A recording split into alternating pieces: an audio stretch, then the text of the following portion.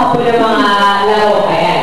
So, para po masimulan na po natin itong programa natin, tawagin po natin si Ate Yenyen para po sa ating breaker.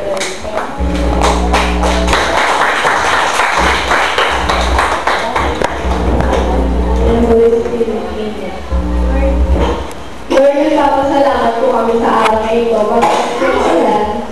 Hindi niyo po kami pinabayaan na matuloy po ang isang araw na ito para sa aming mga lola at lola. Lord, nawa po yung araw na ito ay maging masaya po para sa lahat. Bigyan niyo po kami ng pangunawa at lakas para po sa bawat isa sa amin. Lord, salamat po dahil binigyan tayo po kami para kayo po maging ilaw ng Hope for the Ages ito.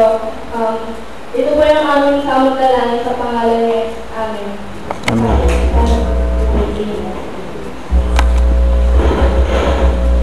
Again, good morning po sa atin. Good morning po. Ayan.